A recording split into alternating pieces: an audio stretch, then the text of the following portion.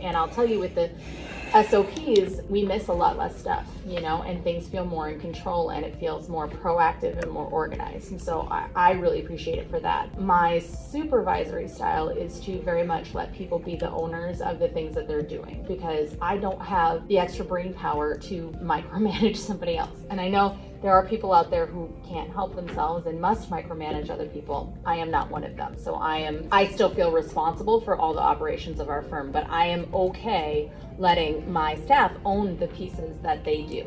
Now, we'll usually have, when we're coming up with a new SOP for something, like we developed one for case status updates, because Social Security is notoriously difficult they let stuff fall through the cracks all of the time. So we have started calling field offices to follow up on all of our cases. I mean, each case every 3 weeks and we are very diligent about that. So we developed a Trello board for that and the template cards for that. But I let my staff sort of develop what that needed to look like in order to accomplish what our overall goal is. So I set the goal, I say what it is that we need to do, and then whatever the system is that they come up with it for tracking and getting the work done is fine by me.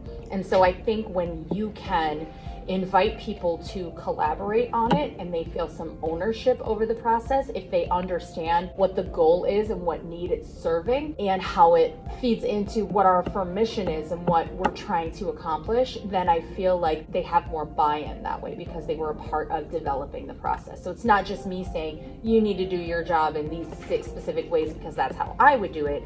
Instead, I'm more like, here's what we're trying to do. I don't really care about how you get to it, but there's like 2 things that I really need to make sure happen as part of this process. The rest is up to you.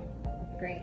Matt, anything you would add? Yeah. First off, I'd start with pointing out the fact that we're all fallible, or we're all subject to human error, that none of us here, none of the people that work for us have perfect brains.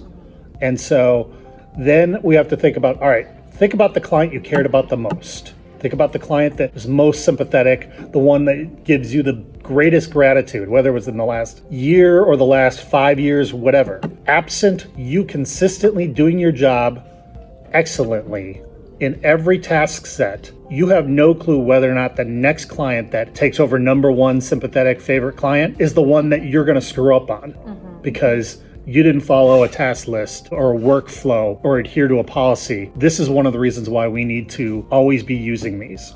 Secondly, at Atticus Family Law, we use what we call the volley, which is the attorney and the paralegal working very closely together relative to the paralegal might do a first draft, the attorney might give notes, the paralegal then works on it a little bit, goes back to the client, gives it back to the attorney.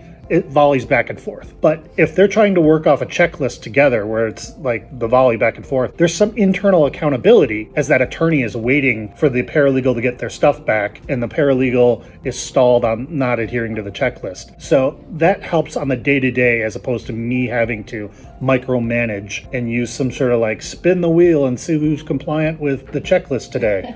And then the last bit is about firm culture. You have to hire and manage around this adherence and respect for competency and consistency. A couple years ago, we had 3 paralegals, 2 of them relatively young. We were using these checklists. We were kind of pushing it out and being more adherent, saying, yes, we need to do this much, much more and always be using these checklists. And the 2 younger paralegals, went along with it.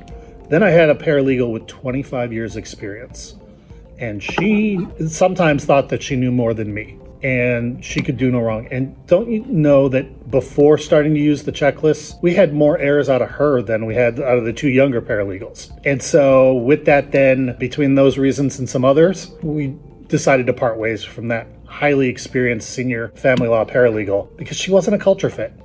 And part of that culture is respecting the fact that we use checklists or workflows or an SOP in a wiki or wherever you do it.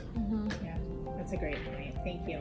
Good afternoon, everyone. My name is Matt Lutz. I'm the founder of Atticus Family Law. We do help divorcees in the Twin Cities, from Wayzata in the west to Stillwater in the east, across the whole metro, have success in their divorces by having divorce serve as a springboard towards their next best life.